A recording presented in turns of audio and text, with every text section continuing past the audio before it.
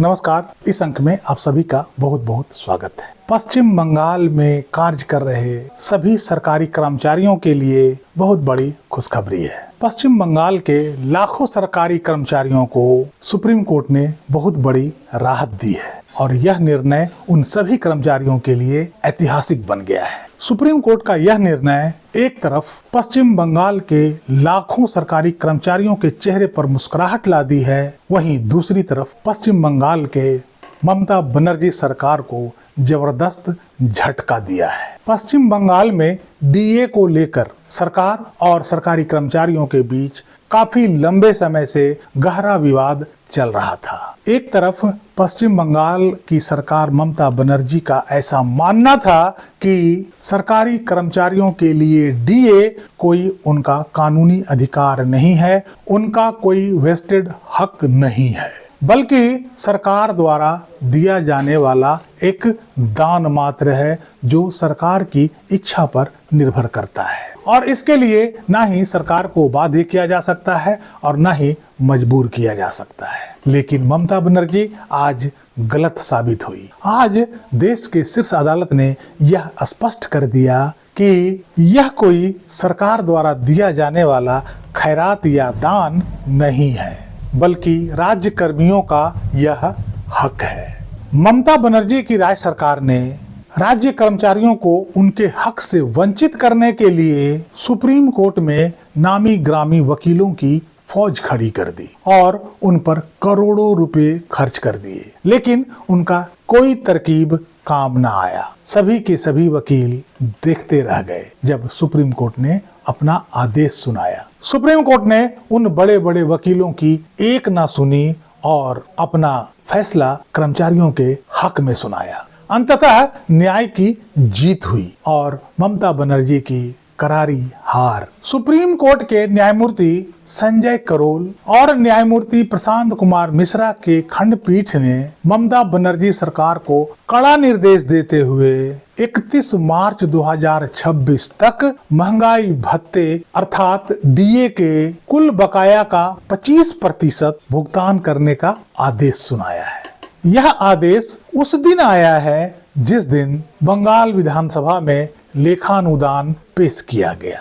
इससे राजनीतिक गलियारों में हलचल कुछ ज्यादा ही बढ़ गई। सुप्रीम कोर्ट ने राज्य सरकार को यह निर्देश दिया कि कर्मचारियों के लंबे समय से लंबित डीए बकाया का 1/4 हिस्सा 31 मार्च तक निश्चित रूप से चुकाया जाए।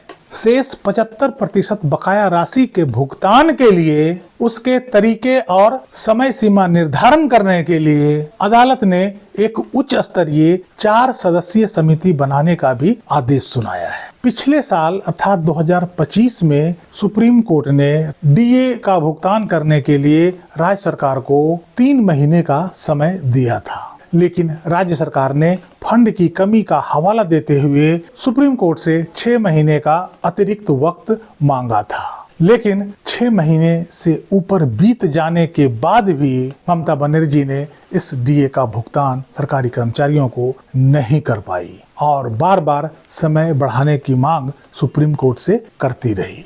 इस बार सुप्रीम कोर्ट ने कड़ा रुख अपनाते हुए अंतिम समय सीमा तय कर दी है और सभी राज्यकर्मियों को 31 मार्च तक कुल बकाया डीए का 25% का भुगतान करने का आदेश सुना दिया है। पश्चिम बंगाल सरकार कभी डीए का भुगतान को सरकारी कर्मचारियों का हक मानती ही नहीं थी। उनका कहना था कि यह राज्य द्वारा दिया गया एक दान स्वरूप है और यह राज्यकर्मियों का हक नहीं है। 1 अप्रैल 2025 से बंगाल के कर्मचारियों का डीए मूल वेतन का 18% तय किया गया था, जो कि केंद्र सरकार के कर्मचारियों के अपेक्षा काफी कम है। केंद्र सरकार के कर्मचारियों को आज डीए उसके मूल वेतन का 55% दिया जाता है। चूंकि पश्चिम बंगाल में इस वर्ष ही चुनाव होना है और इस कारण से वहां पूर्ण बजट पेश नहीं किया जा रहा है, केवल लेखा अनुदान पेश किया जा रहा है। ऐसे में राज्य कर्मचारियों का 25% का डीए भुगतान राज्य सरकार पर वित्तीय बोझ बढ़ा देगा। अब राज्य सरकार को देखना है कि आखिर इस रकम का इंतजाम वो किस प्रकार करती है, क्योंकि यह भुगतान एक मुफ्त भुगतान होने वाला है जो 31 मार्च अर्थात इस साल के फाइनेंशियल ईयर में ही होना है। ऐसे में वहां की ममता सरकार के ऊपर एक बड़ी समस्या खड़ी हो गई है कि आखिर इसका भुगतान वो किस प्रकार से करेगी। चूंकि यह आदेश सुप्रीम कोर्ट का है, इसलिए इस आदेश का पालन भी जरूरी है, नहीं तो कंटेम्प्ट की प्रोसीडिंग भी सरकार के खिलाफ चलाई जा सकती है। ममता सरकार ने सुप्रीम कोर्ट के आदेश के बाद कई बार इसके भुगतान के लिए पहले ही समय ले चुकी है, लेकिन आज तक राज्यकर्मियों को महंगाई भत्ते का भुगतान नहीं किया गया है। 25% बकाया डीए का भुगतान करने के लिए ममता बनर्जी को करोड़ों रुपए का इंतजाम करना होगा। अब देखते हैं